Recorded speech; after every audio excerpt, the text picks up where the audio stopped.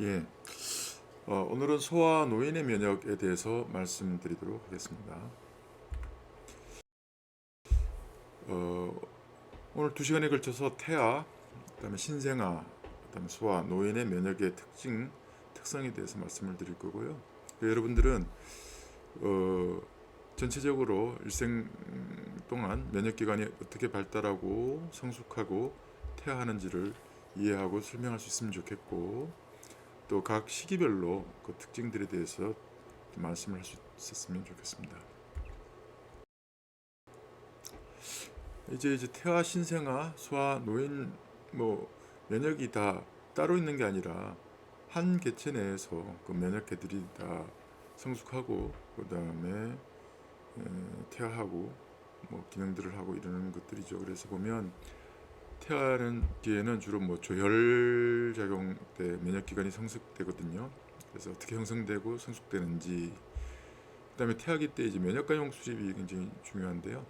이것에 대해서 얘기해 볼 거고, 그 다음에 신생아기가 되면 엄마로부터 받은 IgG라는 항체와 그 다음에 선천 면역에 의존하게 되지만 이 적응 면역이 빠르게 성숙하게 되거든요. 그 과정에 대해서 또 얘기해 보고, 그 다음에 이제 소아기가 되면 점점 체액성 세포성 면역이 완전히 성숙되게 되는데, 그때 이제 우리가 도와주기 위해서 백신을 맞게 되죠. 그런 것과 관련된 내용들을 얘기해 보겠고, 또 노인이 되면 흉선이 퇴화되고 그다음 라이브 T 세포가 감소하고 기억 세포가 축적되고 이런 것들 때문에 결과적으로 면역계가 기능이 떨어지게 되거든요. 그런 과정들에 대해서 한번 같이 살펴보도록 하겠습니다. 우선 태아기 면역계 발달부터 말씀해 보겠습니다. 뭐 우리가 산부인과 그다음에 발생학 이런 때 잘 배웠죠. 우리가 컨셉션 이제 수태가 되고 난 다음에 착상을 하게 되고, 착상하는 그 과정 중에 배발생 엠브리오제네시스라는 게 일어나게 됩니다. 그 배발생은 뭐 시간에 따라서 쭉 형태도 기능도 만들어지게 되는데, 이건 이제 카네기 컬렉션 엠브리오라고 되어 있는데 카네기 스테이지 이렇게 얘기하거든요. 이게 보시면 여기 이제 뭐 임신 날짜 또는 주차 이런 것들이 돼 있고, 형태적인 발달 과정을 그림으로 그려주고 있습니다. 이 카네기 스테이지는요, 뭐 발달 과정을 전체적으로 보여주긴 하지만 아주 과학적인 근거로 만들어진 건 아니고, 그냥 우리가 관찰할 수 있는 형태적 변화 양상들을 가지고 이제 스테이징을 하는 겁니다. 하지만 보시는 것처럼 이제 태아가 어떻게 발달하고 조직 기관들이 어떻게 만들어지는지를 잘 알 수 있는 그런 그래프가 되겠죠. 그 발생 과정을 우리가 구분하기 쉽게 하기 위해서 이제 3분기 트라이메스터로 나눠서 얘기를 하는데, 석 달 이렇게 끊어서 얘기하잖아요. 그래서 첫 임신 1분기, 2분기, 3분기 이런 말을 쓰고, 면역학에서도 이것들을 쓰고 있습니다. 각 분기마다 기관들이 발달하고 하는 것들이 이제 그래프로 쭉 나와 있는데, 보시면 뭐 뇌중추신경계가 먼저 시작을 하고, 그다음에 심장 만들어지고, 그다음에 눈, 다리 만들어지고 뭐 이런 것들 우리 발생학 시간에 잘 배웠죠. 그런데 이 면역세포는 결국 조혈세포의 일종으로서 조혈기관에서 만들어집니다. 타에서의 조혈작용은 맨 처음에는 난황낭, 욕색에서 만들어지고, 그 다음에 곧 간으로 가게 되고, 그 다음에 또 다시 이제 골수로 가게 되는 순서대로 조혈 장수가 이동하게 됩니다. 그래서 태간이 임신 중기까지 주된 조혈기관으로 기능을 하고요. 그 다음에 골수가 그 후반부터 출생 이후에는 평생 조혈 작용을 하고 면역세포의 공급원이 됩니다. 막 태어났을 때 보면은 이게 이제 빨간색으로 표현되어 있는 어린이 골수를 표현하는 건데, 온몸의 모든 뼈 골수에서 조혈 작용이 일어나지만 성인이 되고 나면, 여러분쯤 되면 주로 넓적한 뼈들에서 조혈 작용이 일어납니다. 그래서 보면 머리뼈도 상당히 중요한 조혈 기관이고요. 그 다음에 가슴의 흉곽에 있는 스테르눔이나 아니면 견갑골, 그 다음에 골반뼈, 척수뼈 이런 데서 주로 조혈작용이 일어나는 걸로 그렇게 되어 있습니다.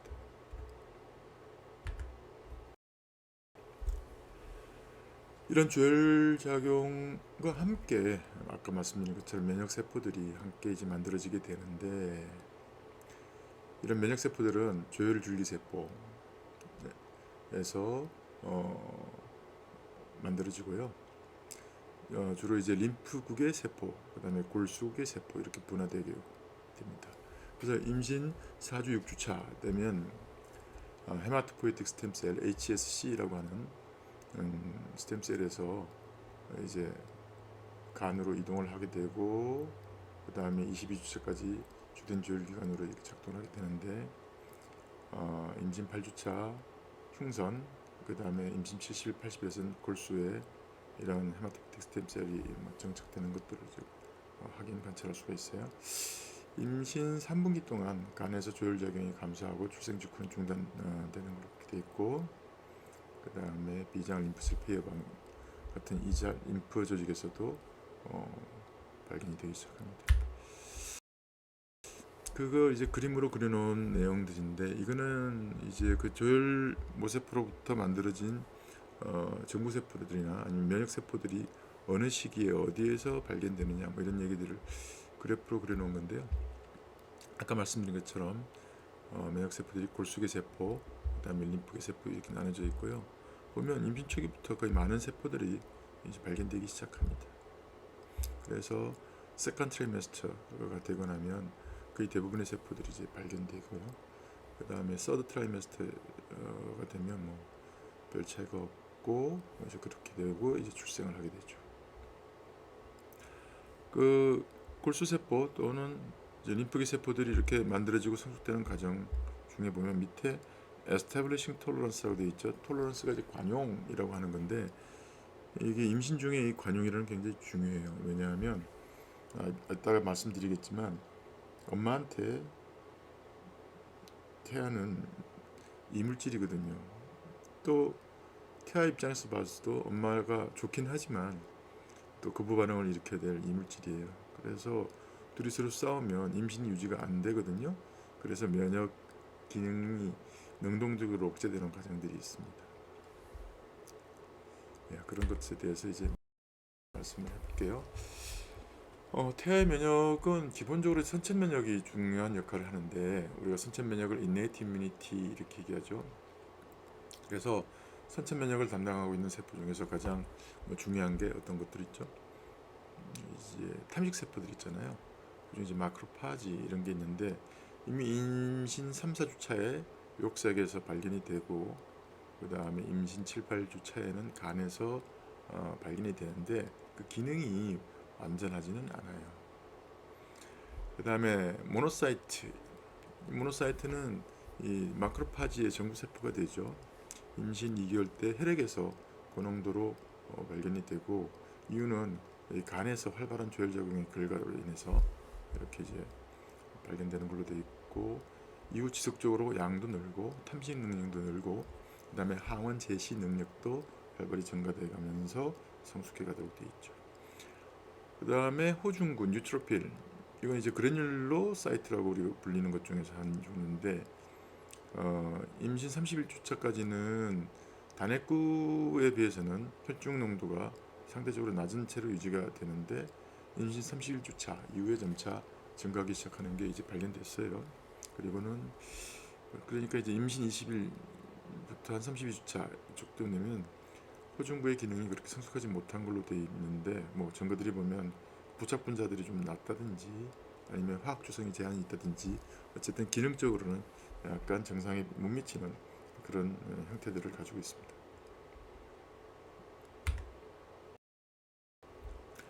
그 다음에 우리가 중요한 덴드리틱 셀 같은 게 있죠. 이게 이제 선천 면역과 적응 면역의 다리 역할을 하는 그런 건데, 이런 수치 세포들도 이제 발견이 되고, 그다음에 내추럴 킬러 셀, 이거는 임신 6주차 때부터 태아의 간에서 발견되면서 임신이 진행됨에 따라서 점차 NK 세포의 농도가 증가하고 출생 시 최고에 이르는 그런 양상들을 보입니다. 근데 실제로 NK세포의 세포 살해 능력 자체는 성인에 비해서 한 50-80% 정도의 능력을 가지는 걸로 되어 있습니다. 보시면 태아는 어릴 적부터 선천 면역들을 쭉 가지고 있지만, 그럼 태아의 적응 면역은 어떤가요? 적응 면역은 흉선 발달과 이제 T세포의 생산이 임신 6주차부터 이제 발견이 되고요. 8주차가 되면 T세포 정구세포가 태아의 흉선에 정착되는 것을 확인할 수가 있고, 또 임신 15주차가 되면 태아 흉선세포가 완벽한 TCR을 발현하고, 그 다음에 임신 19주차 정도 되면 T세포 농도가 증가하기 시작해요. 출생 후 6-7개월이 돼야지 최고점이 이르지만 어쨌든 T세포들도 발견들이 계속되고 있죠. B세포는요, 태아와 가안의 골수의 헤마토포ie틱 스템셀에서 생산이 되는데, 임신 7주차 태아의 간, 그 다음에 임신 12주차 태아의 골수에서 B세포 정구세포가 검출됩니다. B세포 표면에 IgM이 발현되고 골수로부터 말초연료로 이동도 발견되고, 그 다음에 12주차에 IgM 양성 B세포가 말초혈액에서 관찰이 가능하지요. 그 다음에 임신 12주차가 되면 다양한 아이소타입들이 말초혈액에서 관찰이 되기 시작합니다. 그리고 표면 IgD, 그 다음에 IgG, IgA 같은 것들이 이제 발현은 돼요. 임신 22주차가 되면 성인 수준의 B세포의 농도에 도달하게 되는데, 이제 플라즈마 셀 자체의 농도는 낮게 유지가 되는 걸로 그렇게 되어 있습니다.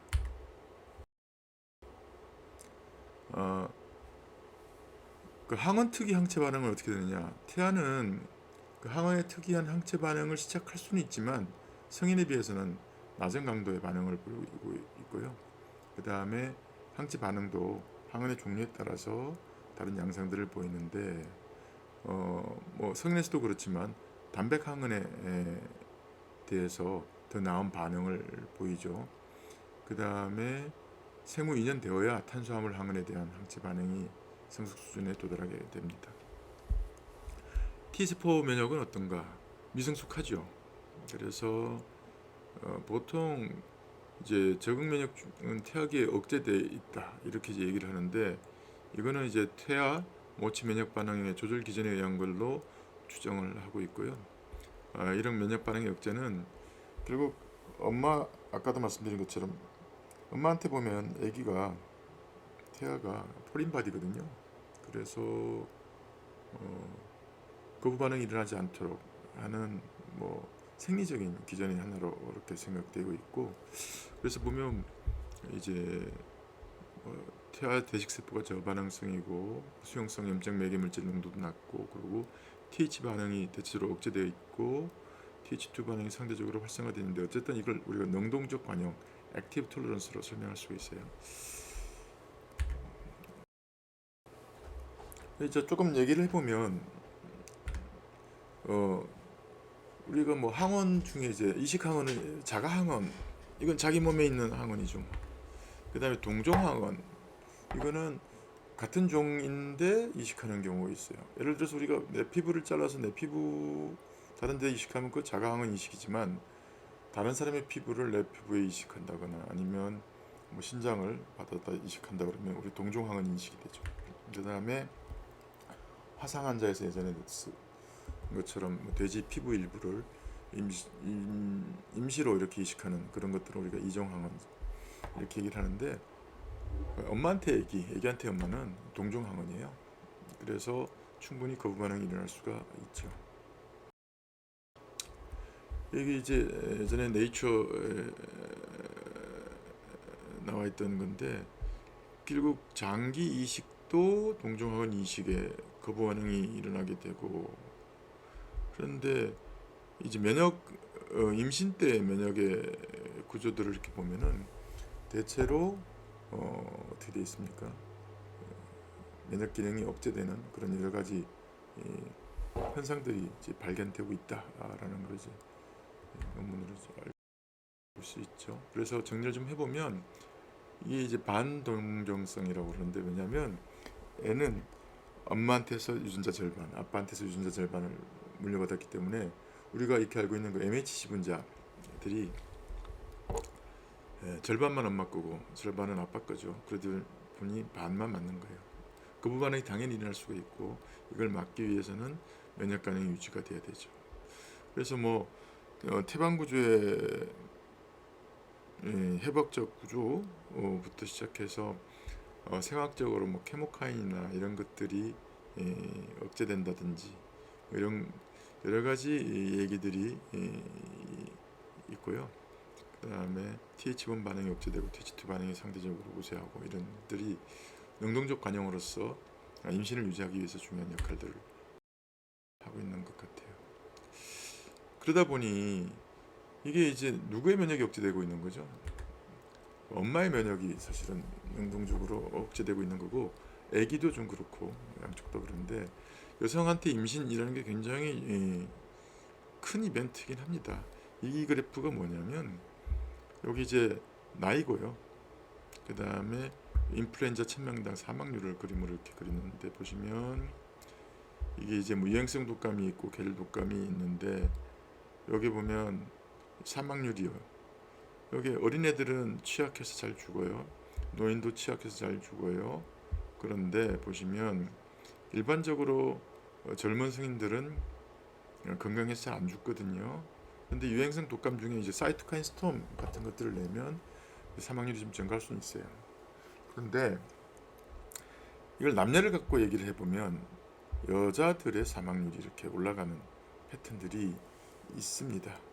이게 뭐냐면 결국 그 임신을 할 수 있는 가임기 여성들의 사망률 이런 게 증가한다는 이야기가 되어 있는데, 그때 왜냐면 면역 기능이 액티브하게 떨어져 있기 때문에 그게 감염 방어에 불리하게 작용할 수 있다, 이런 증거들을 얘기를 할 수가 있죠.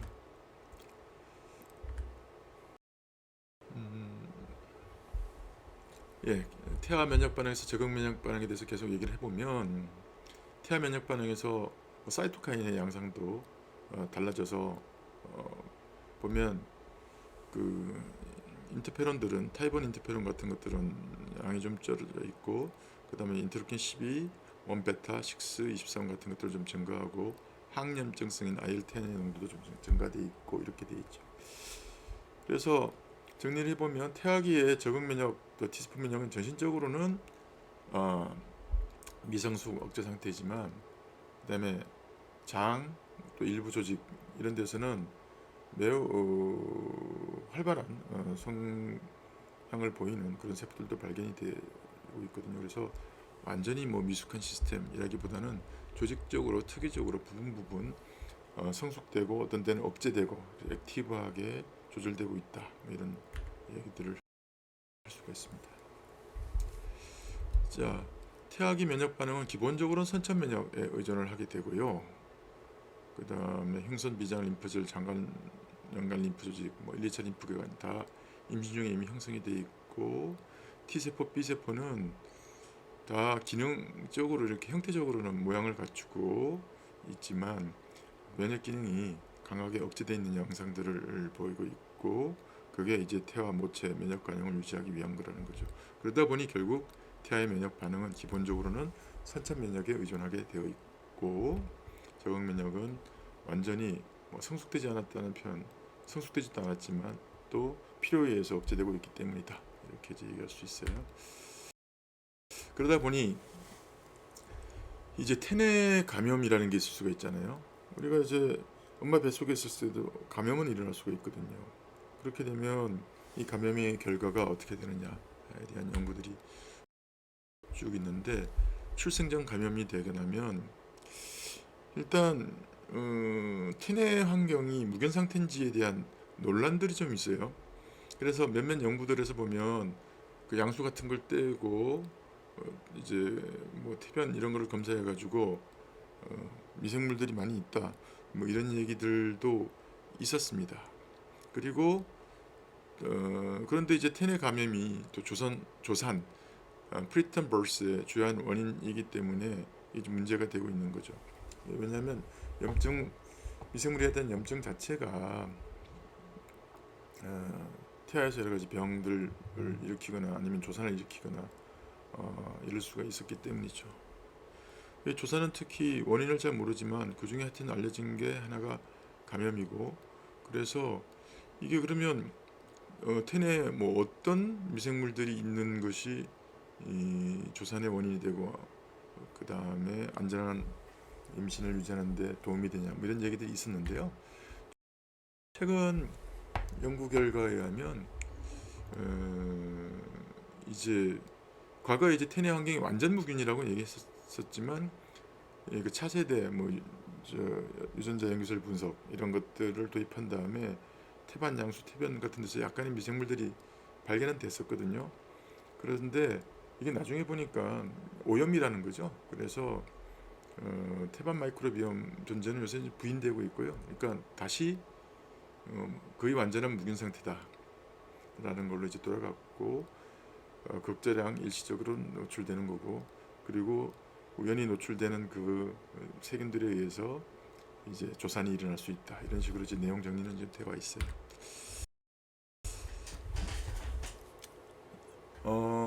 이런 상태에서 무사히 태어나게 되면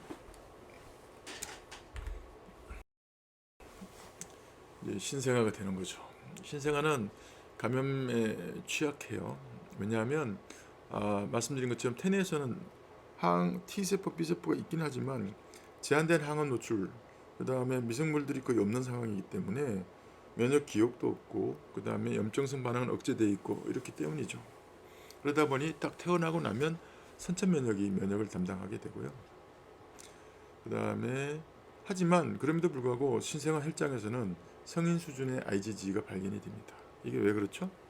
예, 모체에서 생산되어 태반을 통과해 전달되는 항체가 있기 때문이고, 그 다음에 이제 IgM이 발견되는 것은 자기가 만드는 거예요. 자기가 그러니까 소량의 IgM이 만들어지고 있죠. 그러니까 막 태어났을 때 피 속에서 만들어진 소량의 IgM은 자기가 만들어낸 거고, 그 다음에 발견되는 IgG는 엄마가 준 거고 이렇게 되죠.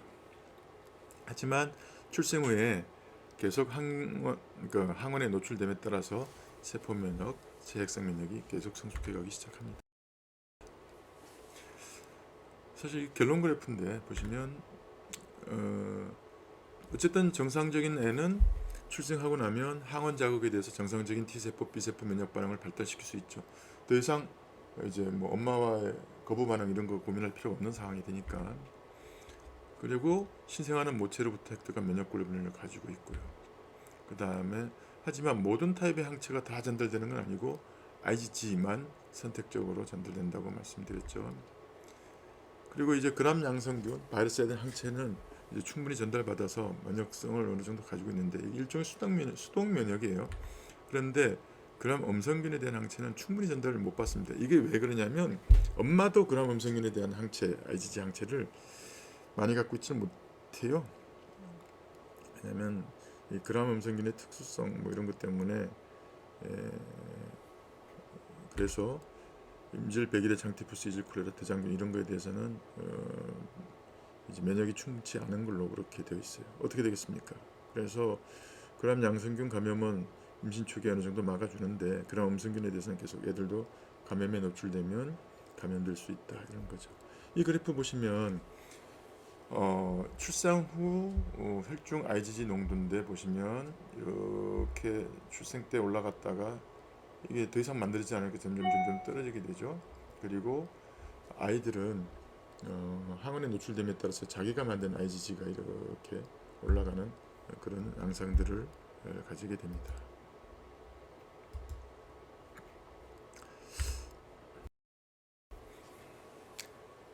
이제 아까 얘기했죠. 애가 태어나면 면역 기능이 억제되어 있고 제한된 항원 때문에 면역 기능이 활발하지 않다라고 말씀드렸는데 엄마 뱃속에 있을 때부터 조사는 아닌데 뭐 염증 반응이 인해서 미리 면역 반응이 촉발될 수 있어요. 그렇게 되면 어떻게 되느냐? 면역은 결국은 그 반응을 피해서 잠잠해지느냐 아니면 저항하느냐 뭐 참느냐 이렇게 있기에 따라서 다른 결과가 다른데 회피는 감염에 대한 노출 위험을 감소시키는 게 회피겠고 저항은 적극적으로 감염병 원체를 제거하는 거고 면역 세포가요. 관용은 감염이나 염증 반응의 부정적 결과를 최소화하기 위해서 면역 반응을 아예 안 하는 거죠. 이게 이제 결국 손상 강도를 결정하게 되는데 엄마 뱃속에 있을 때 과도한 염증이 있으면 그 사이토카인 생산으로 인해 가지고 태아 전신 염증 반응 이런 것들이 있을 수가 있고 이게 주산을 일으키고 그다음에 높은 신생아 사망률을 나타내게 되고요. 그다음에 피부염 같은 것들을 일으킬 수가 있고 폐도 호흡기 부전 증후군이나 기관지 폐형성 이상 이런 것들을 이제 나타날 수가 있죠. 그렇지 않고 정상적으로 태어났으면 신생아는 이제 초창기에 선천 면역 반응, 그 다음에 점차 적응 면역 반응이 면역을 담당하게 돼요. 선천 면역 반응은 여러분들이 이제 지난 면역학 시간에서 배웠던 것처럼 톨라이크 리셉터 같은 수용체들에 의해서 항원들이 인식이 되고 면역 반응들이 유지되죠. 그 다음에 보체가 중요한 역할들을 하게 되고 그 다음에 탐식세포 중에 호중구 중요한 역할을 하고 하지만 이제 적응 면역에 도움이 있어야죠. 우리가 아시다시피 선천 면역들도 활성화되려면 T세포의 도움을 받아야 되거든요. 아직까지는 그게 발달되어 있지 않기 때문에 발생이 좀 낮겠죠. 신생아에서는 항원 반응이 미약하고 그 다음에 특히 세균 현막다당 이게 이제 폴리사카라이드 항원이잖아요. 에 대한 반응이 미약하고요. 그 다음에 각종 바이러스에 대한 감수성이 높고 그 다음에 신생아 B세포는 폴리클로널 액티베이트에 대한 반응이 결여되어 있다고 되어 있는데 폴리클로널 액티베이트는 콘카나발린 A 같은 어떤 물질들인데 이게 이제 B세포를 비특이적으로 활성화시키는 물질이거든요. 근데 그런 거에 대한 반응도 떨어져 있는 거 보면 활성이 여전히 낮다라는 것들을 우리가 알 수가 있죠. 다만 그 모노사이트 반응은 출생 시에도 성숙되어 있는 걸로 이제 그렇게 되어 있습니다. 적응 면역 반응은 어떤가요? IgG 받아온다고 그랬고 그 다음에 면역글로불린 혈청 농도가 이제 변화가 계속 생기고 있죠. 그 다음에 세균, 바이러스에 대한 중화항체로서 작용을 하게 되는데 IgG가 대부분. 그러면 산모인데 산모의 산모체 내에 IgG가 어떻게 아기한테 전달되느냐? FCR 리셉터라는 게 있고요. 그 네오네탈 FC 리셉터라고 돼 있는데 FCRN 이렇게 하죠. 이게 임신 2분기 이후부터 신스티오토로플라스트를 통해서 모체 IgG가 FCRN을 매개로 태아로 이동하게 됩니다. 그러니 출생 시에는 신생아 혈중 IgG는 다 엄마 거고 다음에 성인 수준의 근접한 농도를 보여요. 왜? 엄마 수준이랑 같은 수준으로 농도를 보이고 있거든요. 하지만 출생하고 나면 더 이상 IgG가 전달되지 않기 때문에 점점 감소하게 되고 신생아 자체의 IgG 생산이 증가하게 됩니다. 이게 이제 FcRn이라는 거에 모식도인데요. 이런 것들이 IgG를 붙잡고 몸속으로 빨아들이도록 그렇게 되어 있어요. 이게 한 군데서만 발견되는 게 아니라 여러 군데서도 발견이 됩니다. 이제 태반의 신스티오트로플라스트에서도 발견되는 도 있지만 또 신생아의 장에서도 이게 발견되거든요. 그래서 초유가 중요해요. 엄마가 주는 초유 클로스트롬에는 이 IgG, IgA 같은 것들이 들어있거든요. 근데 이것들이 이러한 FcRN을 통해 가지고 IgG는 태아의 몸속으로도 들어올 수 있는 그런 겁니다. 결국 태반을 통과할 수 있는지 여부는 항체 종류하고 그 다음에 FcRN의 친화도가 중요하고요. 그 다음에 임상적으로는 산모가 그 해당 항원에 대해서 충분한 IgG를 보유하고 있으면 애한테 넘겨줄 수가 있고 아니면 못 넘겨주는 거죠. 그러니까 엄마가 가지고 있는 면역 원성이 애한테 그대로 전달되는 거예요. 엄마가 항원에 노출된 적이 없으면 애도 당연히 그 항원에 대해서 저항력을 가질 수가 없는 그런 상황입니다. 근데 이제 그라음성균에 대해서는 산모가 고효과 항체를 갖지 못한 경우가 많고 이렇기 때문에 애를 보호하기 위해 충분치 않은 그런 경우가 있고요. 그래서 그라음성균 항체는 전달은 되는데 보호할 만큼 충분히 전달하지 못하는 그런 양상들을 보이고 있습니다. 이게 이제 임신 중에 엄마의 IgG하고 신생아 IgG 농도에 대한 얘기들을 그림으로 그렸는데 이렇게 이제 출생을 전후로 해서 엄마로부터 온 IgG가 점점 증가했다가 이제 감소하는 그런 양상들을 보이고 있고, 태아의 IgG는 없어요. 그러다가 항원에 노출되면서 점점 많이 만들어서 농도가 이렇게 올라가게 되는 그런 그림들을 보여주고 있죠.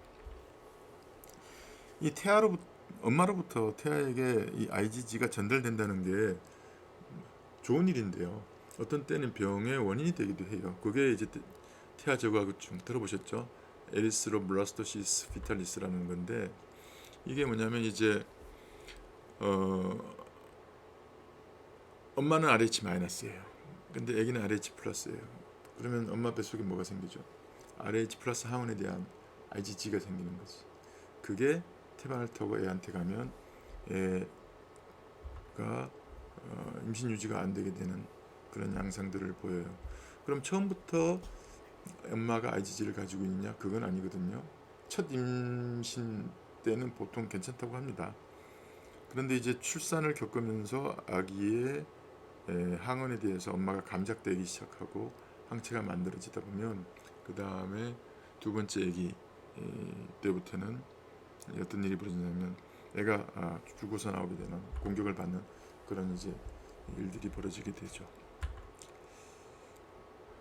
그래서 이건 뭐 교환수혈법 이런 걸로 이제 치료가 가능하다고 합니다. 출생 후 혈중 면역 글로불린 농도에서 다시 한번 말씀드리면, 이게 이제 보시면 이게 엄마로부터 받은 파란 선이 IgG 농도가 올라갔다가 떨어지게 되고, 그 다음에 일단 B세포가 기본적으로 생산하는 건 IgM이에요. IgM이 농도가 올라가고, 그 다음에 항원에 노출됨에 따라서 IgG의 농도가 점차 올라가서 성인 레벨에 도달하게 되고, 그러는데 보면 시간이 꽤 걸려요. 한 1년 걸리거든요. 그래서 우리가 애 태어나면 돌잔치하고 100일 잔치하고 돌잔치 하는데, 100일 잔치는 제 생각에는 선천성 유전 결함, 유전적 결함 이런 게 있는지 없는지가 판정되는 시기인 것 같아요. 해부학적 결함이 있거나 아니면 이런 게 있으면 석 달을 못 넘기고 죽게 되잖아요. 그래서 100일 살아있으면 심각한 유전병은 없다, 이런 걸 알 수 있을 것 같고, 그 다음에 돌 1년 되면, 이때쯤 되면 이제 면역이 어느 정도 성립이 되어 있기 때문에 이제 얘는 충분히 잘 건강하게 살 수 있는 애다, 축하한다, 이런 의미에서 돌을 하는 게 아닌가 이런 생각이 드는데, 여기 보시면 요 부분이요, 이렇게 3개월에서 한 6개월 사이, 무슨 개인 차이는 있겠지만 이때가 보면 애가 굉장히 취약한 시기라는 걸 알 수가 있어요. 여러분들은 어떠셨나요? 그래서 평균 한 6개월 정도 되면 굉장히 취약한 시기가 됩니다. 어릴 때부터 뭐 병치레들을 많이 하죠. 감염이 있으면 열이 나고 뭐 이러니까는 이제 소아응급실에 많은 부모들이 애들을 데리고 오게 되는데, 그게 이제 열 나고 이러니까는 걱정이 돼서 오시는데, 치명적일 수도 있지만 대부분은 그게 삶을 살아나가는 데서 굉장히 필요한 기간인 것 같아요. 이벤트고. 신생아 면역 반응 정리를 좀 해보면, 일단 Th2 반응이었다가 Th1이 억제돼 있다가 출생 후 이제 Th1 반응들이, 염증 반응들이 나타나기 시작하고요. 그래서 항원 반응과 이 항원 노출과 함께 T세포, B세포가 점차 성숙되어 갑니다. 그리고 IgM, IgG가 이제 출생 후에 만들어지게 되는데, IgM은 뭐죠? 항원에 한 번도 노출되지 않고 있을 때는 어떻게 되어 있습니까? 막부착형으로 있다가 항원에 한 번 노출되면 1차 면역 반응이 일어날 때 IgM이 막 분비형으로 바뀌죠. 그리고는 아이스탑 스위칭이 일어난다고 그랬죠. 그래서 IgM 생산하던 세포가 IgG, IgA, IgE 생산하는 세포로 바뀌죠. 이 이벤트는 결국 거듭 항원에 노출돼야지 생기는 것들이거든요. 그래서 점차 올라가는데 IgG는 7, 8세가 되어서 결국은 뭐와 함께 다양한 감염 히스토리와 함께 성숙되게 되고요. 그 다음에 IgA도 그렇고, 그래서 각 서브클래스별로 도달시키기가 다릅니다. 그리고 생후 3개월에서 6개월 정도 되면 IgG, 모체 IgG가 감소하고 자기가 생산한 IgG는 충분하지 않은 일시적인 저항기, 우리가 피지올로직 나디라고 그러는데 이것들에 도달하게 되는 경우가 있고요. 이때 많이 아프겠죠. 그 다음에 또 신생아 유아의 항원 특이 반응의 특징 중에 하나가 단백에 대한 반응은 상대적으로 양호하지만 탄수화물, 다당류에 대한 반응은 제한적이다. 이게 단백 항원에 대한 반응은 T세포가 도와줘야 되는 반응이고요. 탄수화물에 대한 반응은 T세포에 영향 없이 자기가 만들어가야 되는 반응이거든요. 그래서 좀 드리다.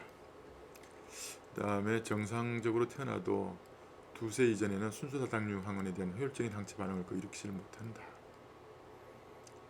하지만 이런 경우도 우리 다당류를 단백질과 붙여놓으면 콘주게이시라고 그러는데 콘주게이트 프로테인 그 백신 같은 걸 만들면 HIV 백신이나 아니면 PCV 백신 같은 게 있어요.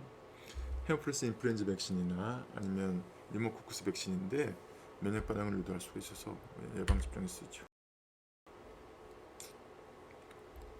신생아는 제한된 항원 노출, 그다음에 면역 기억이 없다라는 거, 염증 반응 초기 억제 이런 걸로 감염이 취약하고요.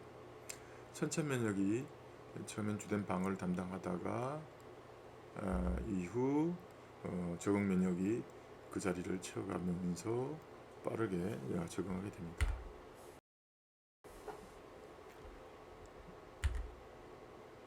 그래서 출생 직후부터 항원 자극에 대해서 빠른 속도로 알츠하이머를 생산하고 모체로부터 받은 IgG는 점차 감소해서 없어지고 아까 나왔던 얘기인데 IgG1하고 IgG4가 먼저 성인 농도에 도달하게 되고 IgG3가 10세, IgG2가 12세경에 성인 농도에 도달하게 되는 이런 양상들을 봅니다. 그러다 보니 결국 소아에서 또 면역 기능이 완전히 승인만 못하다는 거잖아요. 그래서 소아에서 흔한 감염병들을 이렇게 보면 뭐 폐렴, 그 다음에 위장관염, 그 다음 기관지염, 상기도염, 그 다음에 뇌수막염 이런 병들이 다양한 패턴들로 나타나게 됩니다.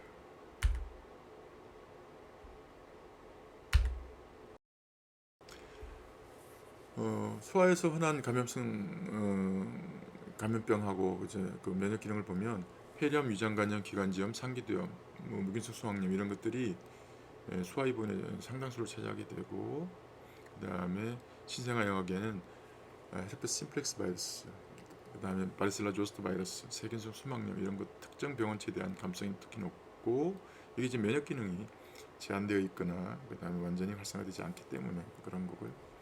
특히 이제 불충분한 항체 레퍼토리라고 그러는데 이거는 저거죠. 거꾸로 얘기하면 아직까지 미생물들에 대해서 노출되어서 능동적인 면역을 만들지 못했다라는 거죠.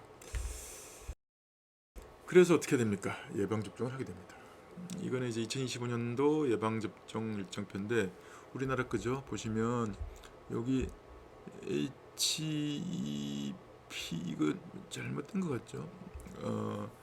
헤파타이티스 B 바이러스 백신이 여기 있습니다.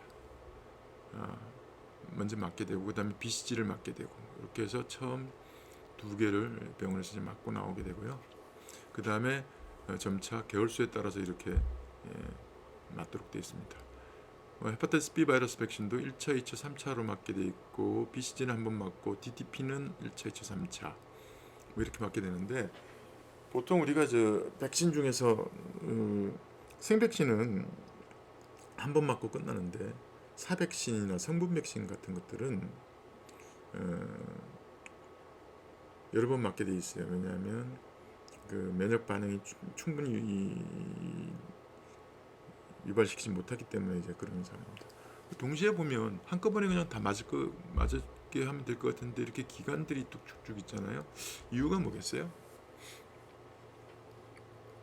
아까 보셨지만 그 엄마로부터 받은 IgG가 몸속을 돌고 있거든요.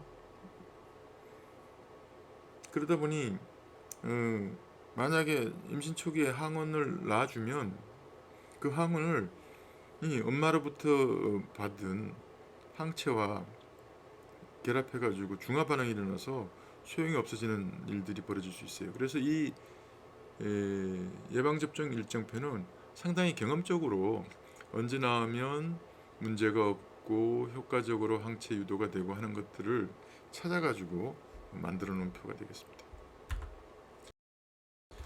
이 표들은 이제 미국 예방접종표하고 그 다음에 영국 예방접종표인데, 보시면 이거 미국 거는 우리 똑같이 헤파타이티스 B를 미리 맞도록 태어나면서 맞도록 돼 있어요. 그런데 BCG는 안 맞죠. 우리나라는 BCG는 맞는데 각 나라마다 이렇게 그 나라의 형편과 상황에 따라 가지고 백신 접종표가 다르다라는 걸 알 수가 있습니다. 그래서 그 예방접종표를 보면 생후 초기에 주로 단백결합 백신들을 사용하게 되고요. 그 다음에 2세 이후에는 순수 다당류 백신을 접종하거나 가능해지고, 그 다음에 백신 일정이 신생아 유효 면역계 발달 단계에 맞추어서 구성되어 있다라는 걸 우리가 알 수가 있어요. 이 다당류 항원에 대한 항체는 아까 말씀드린 것처럼 한 두 살 되기 전까지는 잘 항원을 못 만들어내기 때문에 이제 프로테인 캐리어가 결합된 이제 백신을 만들게 되고요. 그래서 헤모필러스 인플루엔자 타입 B 희부 백신이라는 거나 아니면 뉴모코컬 컨주게이트 백신 이런 것들을 만들어 가지고 백신 유도를 하게 되고, 이게 유아를 위해서 개발된 백신이 되겠습니다. 단백질을 결합시켜서 면역 반응을 유도할 수 있도록 하고, 이렇게 하면 2세 이전에도 면역 반응을 유발할 수 있죠. 자, 내용 정리해 볼까요? 신생아에서 혈중 면역 글로불린 농도가 가장 낮은 시기는, 사실 이 문제는 좀 문제가 있어요. 왜냐하면 개인차가 있거든요. 3개월인지 6개월인지, 보통 여기서는 이제 뭐 6개월 이렇게 돼 있으니까 3번 이렇게 얘기했지만 개인 차이는 있다. 그래서 보통 평균적으로 이론상 한 6개월 정도가 되면 이제 문제가 된다.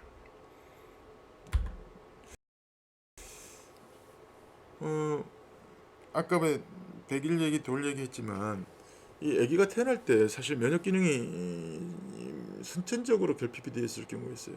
심각한 선천적 면역 결핍은 단독으로 나타나지 않고 여러 개가 나타나서 임신 자체가 유지되지 않을 경우도 있거든요. 그런 경우도 있고, 그 다음에 태어나서 발견되는 경우도 있고, 근데 상당히 많은 유전적 질환들이 면역 결핍증을 일으킵니다. 그도 그럴 것이 우리 면역계가 굉장히 복잡하고 상당히 많은 유전자들이 관여되어 있기 때문에 그런 거고요. 그렇다 보면 어릴 때 딱 태어났을 때 선천적으로 면역이 결핍되면 우리가 선천성 면역 결핍증 이렇게 얘기하는데, 감염에 대한 감수성이 굉장히 높은 그런 애들이 되고 힘들죠. 그래서 지속적인 반복 감염을 일으키고, 그다음에 다른 애한테서는 병을 일으키지 않는데 자꾸 병이 걸리고, 그다음에 뭐 치료를 해도 잘 낫지 않고 암이 생긴다거나, 그다음에 폐포자충 뉴모시스티스 지로베시, 옛날에 뉴모시스티스 카리나이라고 불렸는데 이게 이제 기생충인 줄 알았는데 알고 보니까는 곰팡이였어요. 그래서 이거에 대한 반복 감염이 나타나든지 뭐 이런 것들이 문제가 되고, 뭐 근본적인 치료 방법은 없죠. 요새 유전자 치료 같은 것들을 하기도 합니다만, 까지 말씀을 드리고, 그 다음에 이제 노인의 면역에 대해서 말씀드리도록 하겠습니다. 늙고 싶지 않은데 늙습니다. 저도 제가 이렇게 강의하면서 제 얼굴을 보면서 강의를 하는데 참 예전 같지 않네요. 얼굴이 쭈글쭈글해지면서 나이 먹어가면서 나이 들어가는 걸 우리가 에이징 이렇게 얘기를 하는데,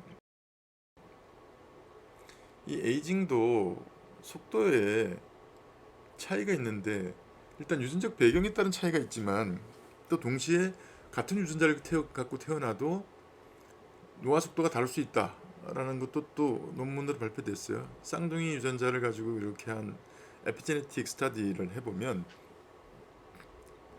어릴 때 따로 떨어져 있는 쌍둥이가 다른 환경에서 자라면 결국은 노화 속도나 아니면 뭐 이런 게 달라질 수 있다, 이런 얘기죠. 그래서 에이징, 단순히 나이를 먹는 거하고 그 다음에 노화가 진행되는 거하고 좀 나눠서 얘기하자.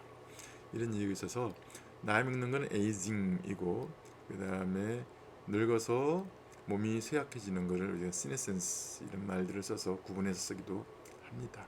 그래서 관리를 잘하면 덜 늙을 수 있고 그 다음에 관리를 잘 못하면 빨리 늙을 수도 있고 이렇다는 거죠.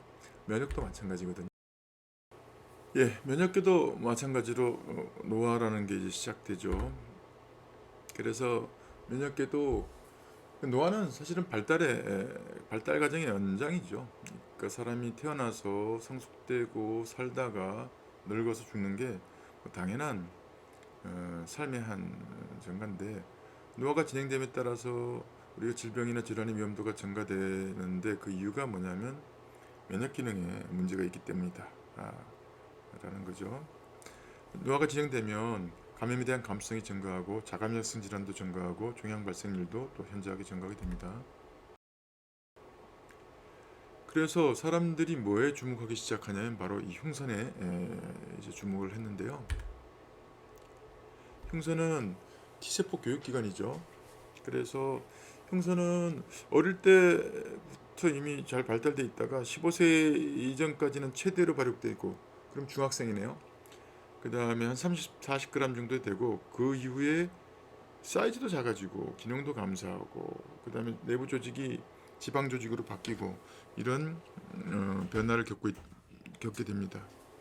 그리고 30대 여러분처럼 이제 20대 30대죠. 흉선의 크기가 3분의 1로 감소되고 그러니까 여러분들도 이제 몸이 예전 같지 않죠. 여러분들도 이제 늙어가고 있는 거예요. 저같이 이제 60대가 넘어가면 절반 정도로 기능이 축소되고 그럽니다. 이게 흉선이 사이즈만 주는 게 아니라 기능도 축소가 되거든요. 그래서 흉선 내 T림프구가 60대가 되면 한 90%까지 감소해서 거의 기능적으로 작용을 못하는 걸로 그렇게 알려져 있어요. 그림으로 좀 보면 여기 이제 흉선인데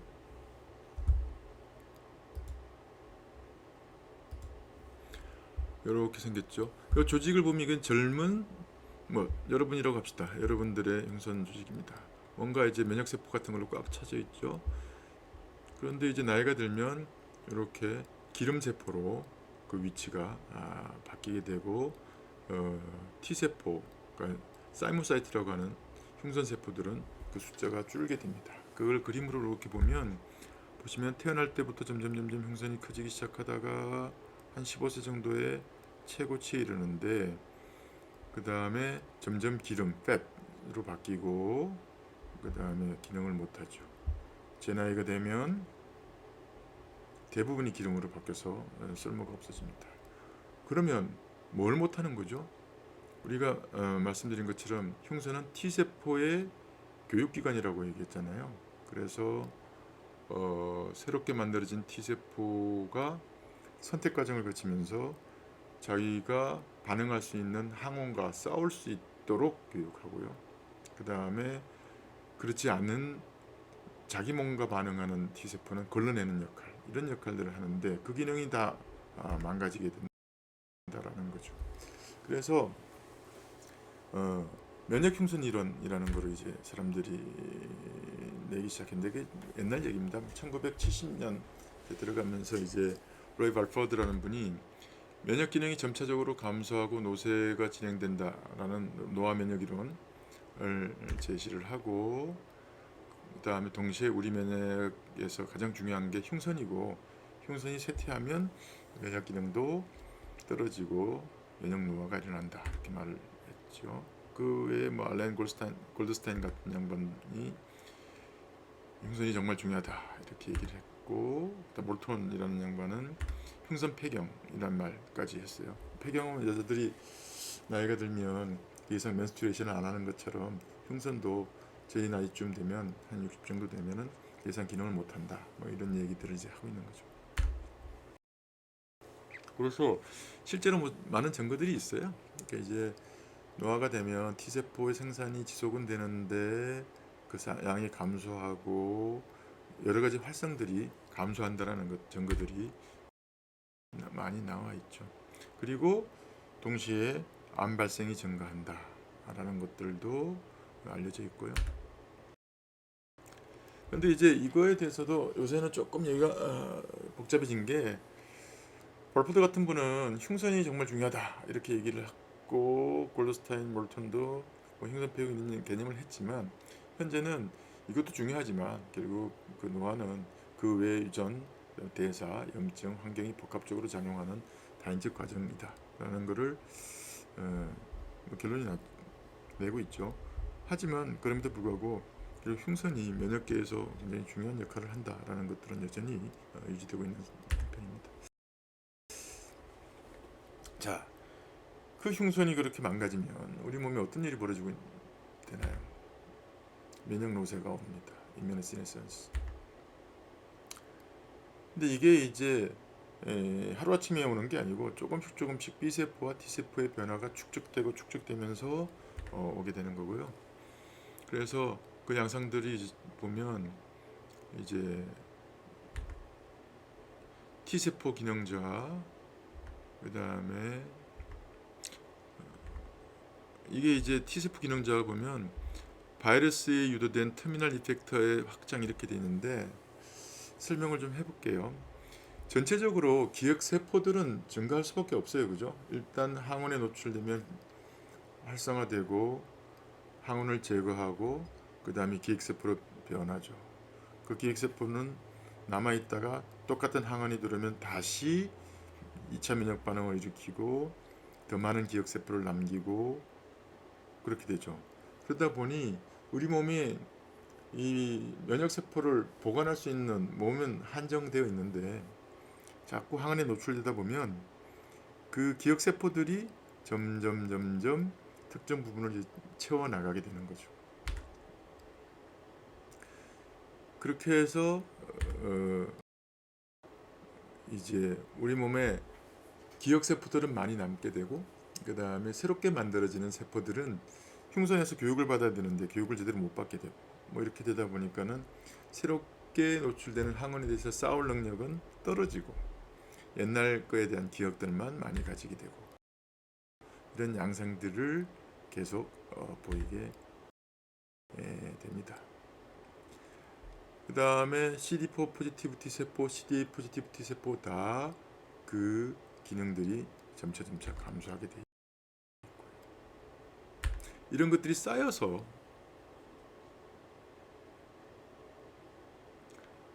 면역계는 노쇠하게 되는 거죠. 선천면역은 어떤가? 상대적으로 선천면역 반응은 적응면역 반응에 의해서 오랫동안 유지가 됩니다. 하지만 아시는 것처럼 선천면역 반응만으로는 우리가 온전하게 면역 반응을 다 충분히 유지할 수가 없는 게 이제 문제가 되죠. 그 중에 NK셀이 고마운 존재이기도 하고 관심이 가는 건데 이 NK셀은 비교적 늦게까지 면역 기능이 유지가 되거든요.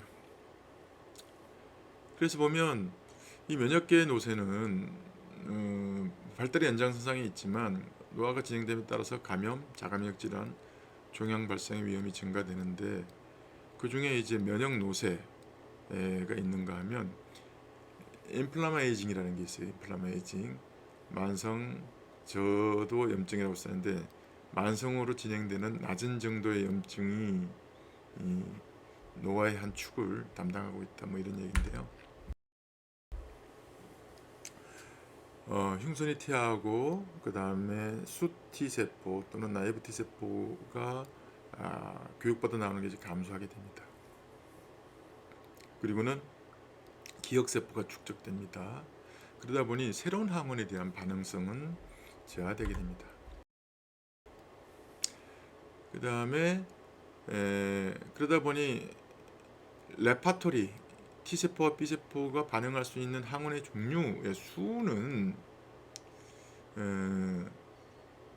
이제 가능성은 점점 이제 감소하죠.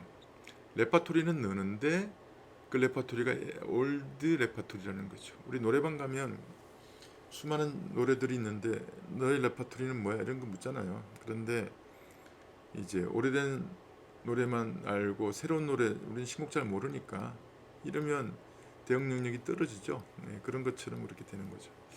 그다음에 인플라메이징이라는 게 뭐냐면 IL6, TNF-알파, CRP 같은 전신 염증성 사이토카인 농도가 만성적으로 이렇게 상승이 있어서 아주 센 염증 반응은 아닌데 잔잔한 염증 반응들이 계속 유지되고 있는 그런 상황들이죠.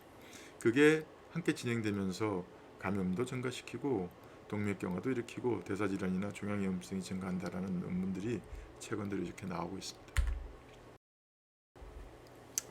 근데 이제 NK세포가 고맙다고 그랬잖아요. NK세포가 나이 들면 말초에서 NK세포의 수는 좀 증가하는 경향이 있고요. 특히 노화 페노타입을 가지고 있는 NK세포들이 증가하는 과정이 있어요. 그 개별 NK세포의 세포 독성이나 뭐 케모탁시스 같은 질적 기능은 조금씩 저하되어 있는 걸로 보이지만 또 일부도 만성 사이토카인을 생산해서 인플라메이징에 기여하는 걸로 그렇게 되어 있지만 그래도 이게 기능은 떨어지지만 그 기능 떨어지는 것을 양으로 커버하는 그런 양상으로 생각할 수가 있습니다. T세포, B세포가 기능이 떨어지면 어떤 일이 벌어질까요? 감염이 잘 되고 그 다음에 이 세포들이 담당하고 있던 면역감시 기능 이것들이 문제가 생기게 되죠. 그렇게 해서 결국 뭐냐 하면 종양 발생 가능성이 증가되게 되고 그 다음에 똑똑하지 못한 항체, 똑똑하지 못한 T세포들이 나오게 되다 보니만 자가면역 질환의 가능성도 올라가게 되고 이런 안 좋은 양상들을 보이게 됩니다. 그러다 보니 슬프게도 나이를 들면 감염은 증가하고 자가면역도 증가하고 종양도 증가하고 하는데 이게 다 면역계의 노쇠, 만성염증, 환경생활 습관의 요인이 복합적으로 작용해서 벌어지게 되는 겁니다. 그 모든 것들이 종합적으로 작용해서 이민시네신스가 되고요. 그래서 그 내용을 좀 정리를 해놓은 건데 일반적으로 그 이제 질병에 대한 감수성이 증가하고 자가면역성이 발달하고 하는 결과들로 기결되게 됩니다. 또 암 발생이 증가한다고 말씀드렸잖아요. 종양 발생은 멀티스텝 프로세스라고 뭐 얘기를 합니다. 이것에도 당연히 유전적 요인도 중요하고 그렇겠지만 이 면역세포의 면역감시 기능도 중요한 역할들을 하고 있는 걸로 생각이 되고 있는데 이게 제대로 작동하지 않게 되면 문제가 되는 거죠. 면역감시에 대해서는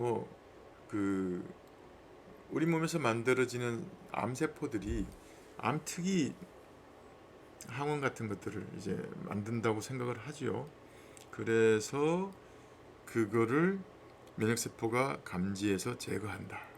이 면역 감시인데 그러면 암이 안 만들어져야죠.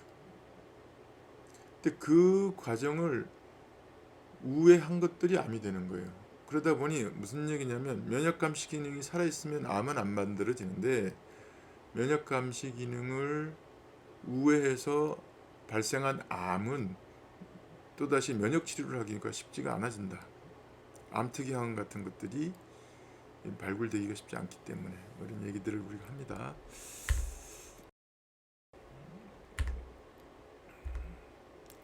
선천면역계 NK세포가 종양 발생을 억제하는 데 중요한 역할들을 하는데 NK세포가 약해지면 종양 발생이 증가하죠. 그래서 요새 최근에 잘 못 본 것 같은데 왜 TV에서도 이 NK세포 뭐 진단키트 검사 광고도 하고 이렇게 하더만요. 그래서 NK세포가 중요하다는 증거들은 많이 있습니다. 그래서 선천면역계에서는 NK세포가 중요한 걸로 생각을 하고 있고 적응면역계에서는 T세포, B세포가 중요한 역할을 하고 있는 걸로 알고 있는데 이것들의 기능이 떨어지면 이제 암 발생 가능성이 높아지는 거죠. 나이가 먹으면 암 발생하게 돼 있습니다. 어쩔 수가 없는 상황이고요. 이게 이제 삶의 일부인 걸로 생각하고 있고 이게 이제 아까 말씀드린 것처럼 흉선의 노화, 쇠퇴, 면역 기능의 저하와 상당한 연관이 있다라는 것을 얘기를 하고 있죠. 얘기하다가 보면서 쭉 나왔던 것 중에 무슨 레파토리 나오고 뭐 면역 기억 나오고 이런 얘기를 했었는데, 우리가 면역 반응 항원에 처음 노출되면 1차 면역 반응이 일어나고, 그 다음에 두 번째 같은 항원에 다시 노출되면 2차 면역 반응이 일어나고 기억을 남긴다, 이런 걸 이제 면역 시간에 배웠죠. 그러면 그 남은 면역 세포들은 어디 있습니까? 몸속에 있다가 다음번 면역 반응을 기다리게 되죠. 어수선하죠. 이 책 보면 옛날 책들이 잔뜩 들어있으니 이 안에다가는 새 책을 집어넣을 수가 없습니다. 그리고 이 안에 있는 이 책들은 물론 가치 있는 책들도 있지만 굉장히 진부한 지식을 갖고 있는 책일 수가 있어요. 그러니 이 책방이 새로운 지식을 차곡차곡 챙겨 넣기는 쉽지가 않죠. 면역 기억이 그런 겁니다. 기억 T세포의 확장이라고 되어 있는데, 나이가 들수록 옛날 기억, 쓸데없는 기억들이 늘죠. 쓸데없다는 표현은 그렇지만 미생물들도 계속 변하거든요. 항원성이 변하고 이렇게 되기 때문에 그게 이제 반복적으로 노출되면 항체도 기억세포도 선택을 통해 가지고 세련된 걸로 바뀔 수 있는 가능성도 있지만, 오래된 기억들 있잖아요. 써먹지 않았던 오래된 기억, 이런 것들은 정말 쓸모없어질지 모르죠. 하지만 그게 꽉 채우고 있다 보면 또 새로운 항원에 대해서 반응할 수 있는 가능성이 자꾸 줄어든다 라는 거고요.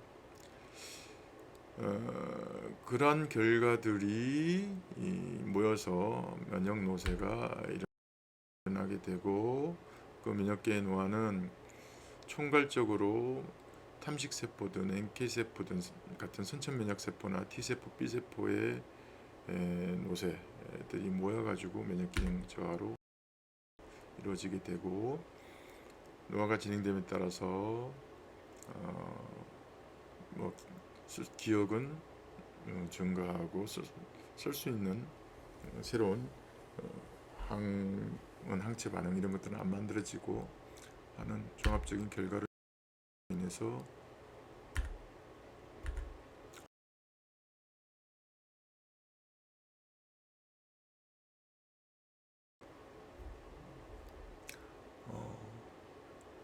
감염이 잘 걸리고, 그 다음에 만성염증 생기고, 암 생기고, 자가면역 성질은 생기고, 이런 이제 결과들을 가져오게 되죠. 예. 그러면 이 노화는 어쩔 수 없다 그러면 그거를 어떻게 잘 극복하고 건강한 삶을 유지할 건가에 대해서는 다른 선생님들께 듣도록 하시고요. 노화에 대한 면역계 변화로 옳지 않은 것은 뭐가 옳지 않죠? 기억의 다양성이 증가하면 새로운 항원에 더 잘 대응한다가 많지 않는 것 같네요. 예.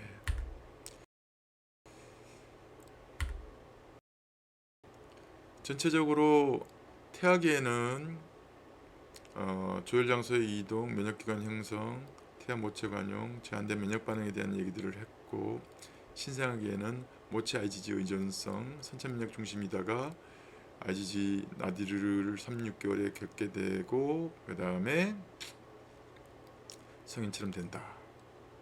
그래서 소화기가 되면 IgG가 클래스별로 성숙하게 되고, 천천히 2살 넘어갈 때까지 다당류 항원에 대한 반응이 늦어지고 있다가 백신을 통해서 면역 기억을 형성해 나갈 수 있다.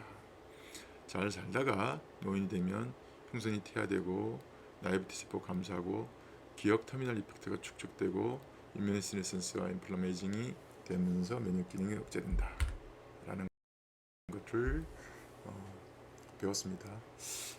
수업 시간에 이제 태아 면역 기관의 발달 과정, 그 다음에 적응 면역 반응이 억제되는 기전에 대해서 한번 생각해 보시고, 그 다음에 생후 3-6개월에 면역력이 취약한 이유에 대해서도 한번 스스로 답을 만들어 보시고, 그 다음에 순수 다당류하고 결합 백신에 대한 유아 반응의 차이, 그 다음에 노화에 따라서 나이브 T세포와 기억세포에 대한 어떤 변화가 일어나는지, 임뮤니시네센스와 종양면 면역 감시 저하과는 어떤 관계가 있는지 등등등에 대해서 한번 스스로 생각하고 공부해 보시기 바랍니다. 예, 수고 많았습니다. 마치겠습니다.